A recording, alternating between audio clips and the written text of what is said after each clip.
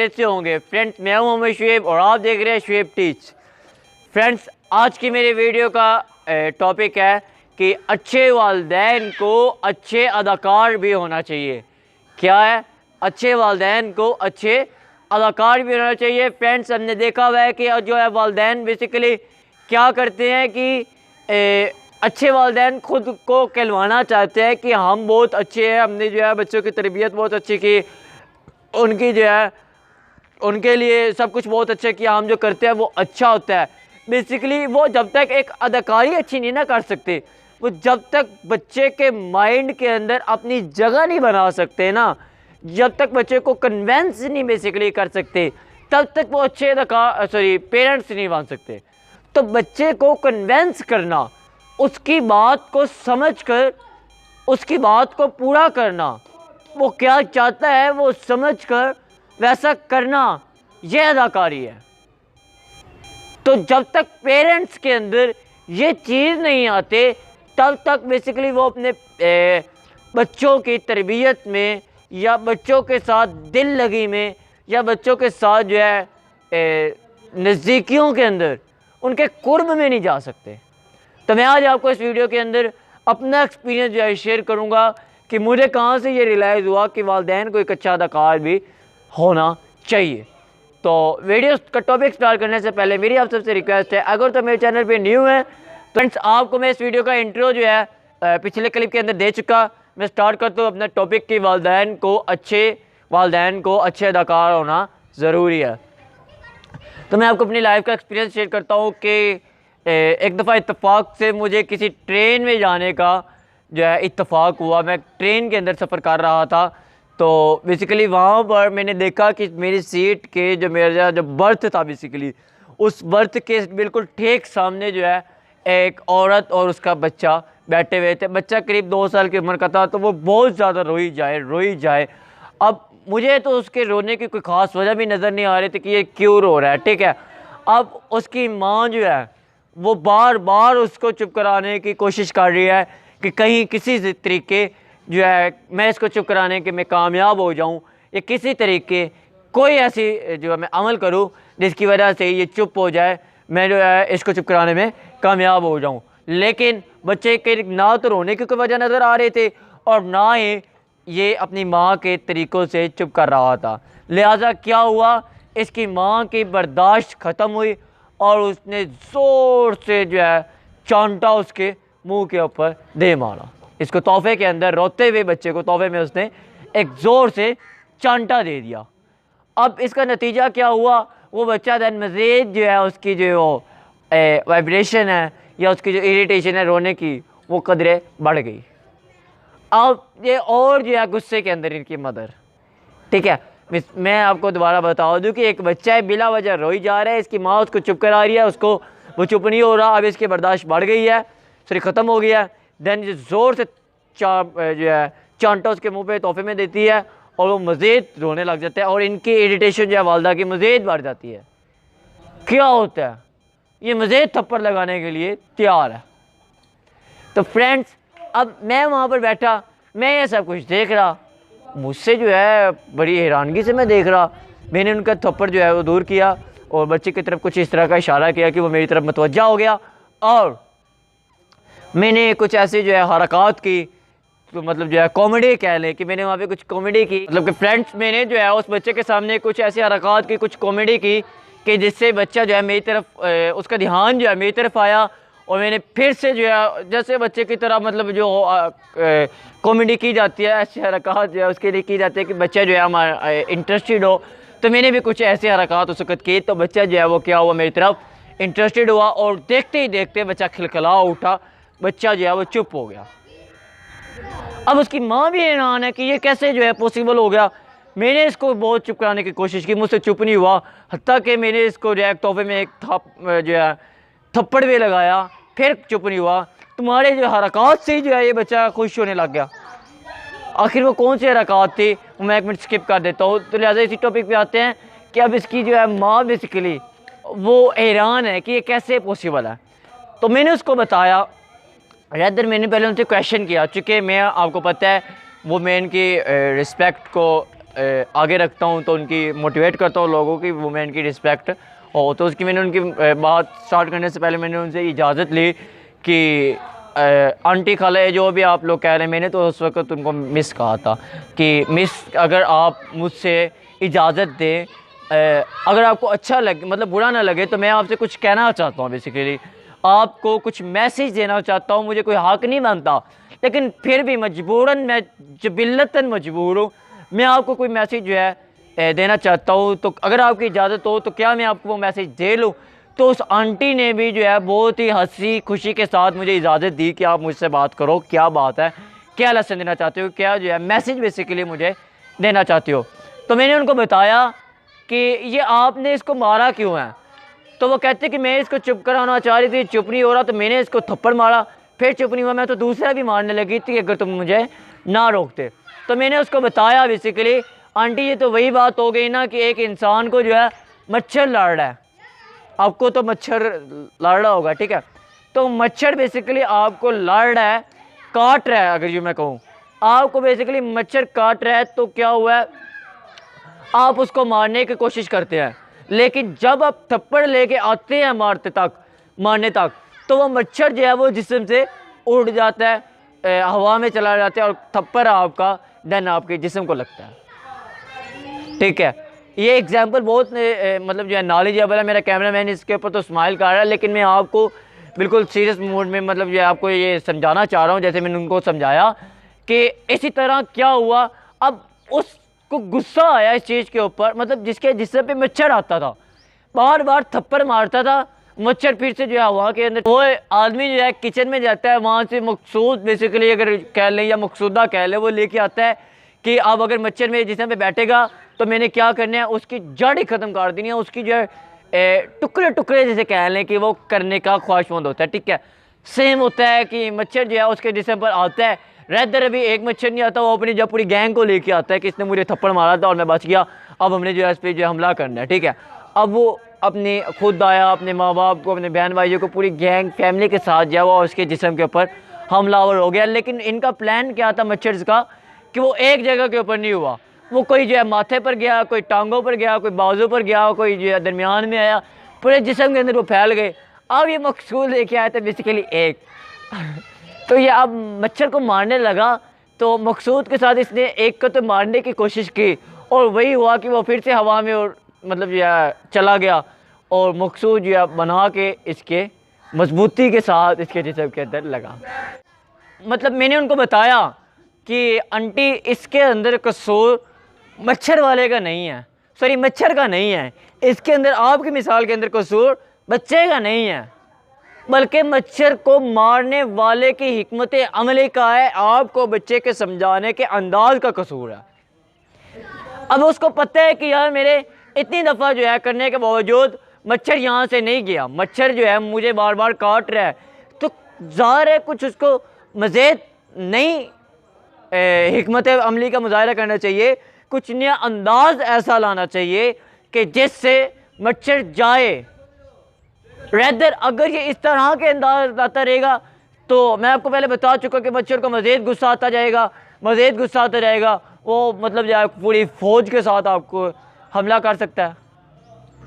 इसी तरह अगर आप अपने बच्चों को मारती जाती है, ये किसी मसले का हल नहीं है। मैं अब आपको बताता हूँ कि अगर आप अच्छी माँ बाप में शामिल होना चाहती हैं, आपको अच्छा एक एक्टर होना चाहिए।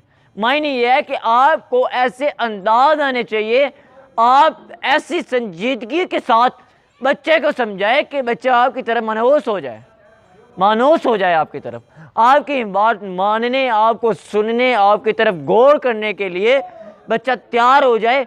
आपको ऐसे अंदाज आने चाहिए, ये बहुत मुश्किल है, लेकिन आपको इसकी एक्टिंग और प्रैक्टिस करनी पड़ेगी। फ्रेंड्स याद रखें, मैंने उनसे भी यही अल्फाज कहे थे कि जो है लोहा मनवाने से या जो कह ले किताबें आपको मैं बताता हूँ कि कुछ ज़िंदगी के ऐसे मोड़ होते हैं, ऐसे हालात होते हैं जो किताब में नहीं लिखे होते, जो सिर्फ अगर कहें ना कि मैं बुकवर्म हूँ और मैं किताबें कीड़ा हूँ, मैं जब पढ़ता रहता हूँ, मैं अपनी मुश्किलात का सारा हल किताब से लूँ, ऐसा पॉसिबल नहीं होता। बहुत सारी चीज़ें होती हैं ज़िंदगी की जो किताब के अंदर मौजूद नहीं होती, और बहुत सारी चीज़ें होती हैं जो लोग भी नहीं बताते। तो हमें खुद ऐसा क्रिएटिव इंसान होना चाहिए, ऐसा क्रिएटिव पर्सन होना चाहिए कि जिससे हमारे न्यू जनरेशन जो है हम उसको माइल कर सकें। हमें ऐसे क्रिएटिव इंसान होना चाहिए जो हम अपनी मुश्किलात को दूर कर सकें। ऐसे जो है एक्टिंग करनी चाहिए, ऐसी अदाकारी करनी चाहिए, सोचनी चाहिए कि किस तरह हम उसको जो अपनी तरफ माइल कर सकते हैं। फ्रेंड्स याद रखें, आप बच्चे को संजीदगी के साथ अपनी तरफ माइल कर सकते हैं, बच्चे को दोस्ती के अंदाज में अपनी तरफ माइल कर सकते हैं। मैंने पढ़ा है कि अगर तो एक दरख्त के ऊपर एक छोटा बच्चा चढ़ा गया, मतलब एक छोटा बच्चा किसी तरीके दरख्त की ऊंचाई पर चला गया, ठीक है, आप उसको नीचे लाना चाह रहे हैं। नीचे लाने के लिए क्या करते हैं, आप भी दरख्त के ऊपर चढ़ते हैं। देन क्या होता है, जैसे जैसे आप ऊपर उसके करीब जाते जाते हैं, वो आपके डर से मज़ीद गिरने के लिए तैयार हो जाता है।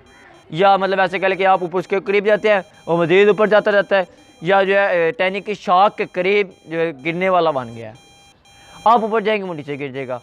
अब उसको लाने के लिए क्या तरीका ऐसा जो है अपनाएं कि वो जो है नीचे आ जाए। इसके लिए बेहतरीन वे ये है कि आप उसके जैसा उसकी उम्र का बच्चा ले आए।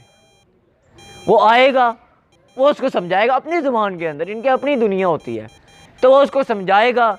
वो मतलब अट्रैक्शन करेंगे। आपको पता है खरबूजे को देखकर रंग पकड़ता है, मकनातीसी काम है ये। तो ये आपस में अट्रैक्शन करेंगे, तब जो है एक बच्चा दोस्ताना माहौल के अंदर इसकी बात सुनकर, इसकी बात को समझकर देन वो नीचे आ जाएगा। इसी तरह आंटी आपको भी, फ्रेंड्स या पेरेंट्स जो मुझे सुन रहे हैं या जो चिल्ड्रन मुझे सुन रहे हैं, वो अपनी बातें अपनी माँ बाप से मनवाना चाहते हैं, तो उनको ये सुनाएं कि अगर तो आप अपने बच्चों के अंदर अपनी करीबी लाना चाहते हैं तो उनको समझें, संजीदगी के साथ समझें, दोस्ताना।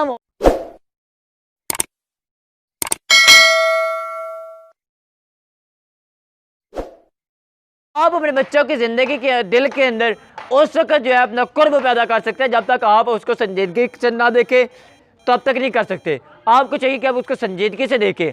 आपको चाहिए कि जैसे पैसा कमाने के लिए सैकड़ों रास्ते आपको ढूंढने पड़ते हैं, इसी तरह कोई तरीका ढूंढे कैसे हम उसके दिल के अंदर जगह अपना सरापा जब बड़ी शफकत के साथ उसके पैकर के अंदर पेश करें, तब जाकर बच्चे आपकी बात समझेंगे।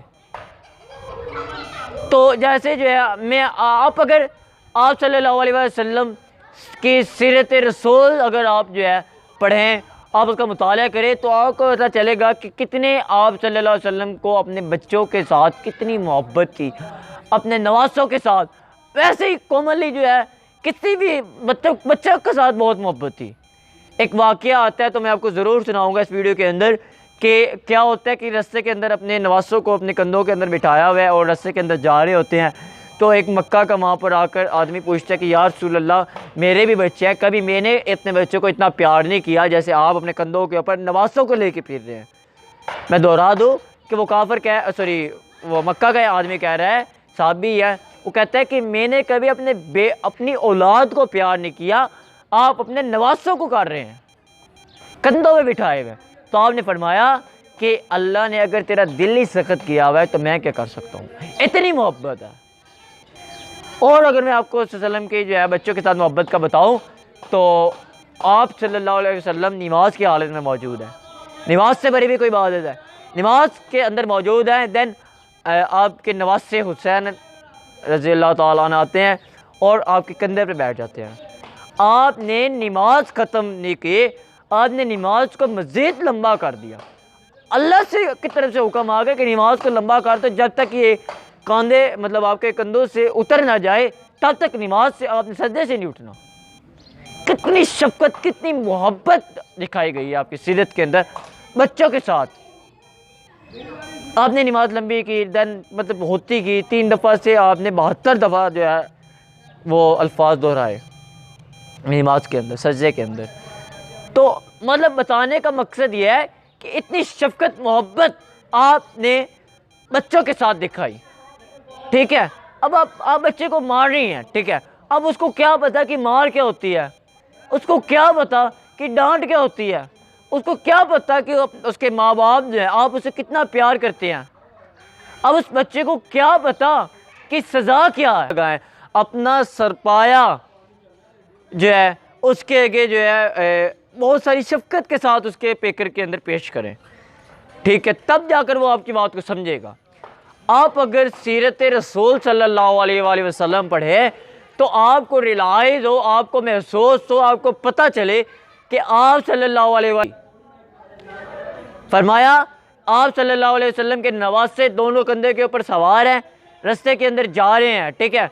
एक वहाँ पर जो है मक्का का एक आदमी मिलता है और कहता है या रसूल अल्लाह, मेरे बच्चे हैं 7 के करीब करीब शायद, अब मुझे एग्जैक्टली उनके बच्चों की तादाद नहीं याद, तो अगर गलती हो तो माजरत खाओ, लेकिन वो अपने बच्चों का हवाला देता है कि मैंने अपने बच्चों से कभी इतना प्यार नहीं किया जैसे आप अपने नवासों को लेकर कंधों पे फिर रहे हैं। तो आप ये देखिए कि बच्चों ने अभी माँ की आगोश के अलावा देखा ही क्या है। आपने उन पर ऐसे हाथ उठा दिए सिर्फ एक रोने की वजह से। आप सल्लल्लाहु अलैहि वसल्लम ने उनके कंधे के ऊपर उनको नवासा आया, उन्होंने उनको नीचे उतारने की जो है वो नहीं की, बल्कि नमाज को लंबा कर दिया। आपने रोने की वजह से इस पर पूरा हाथ उठा दिया।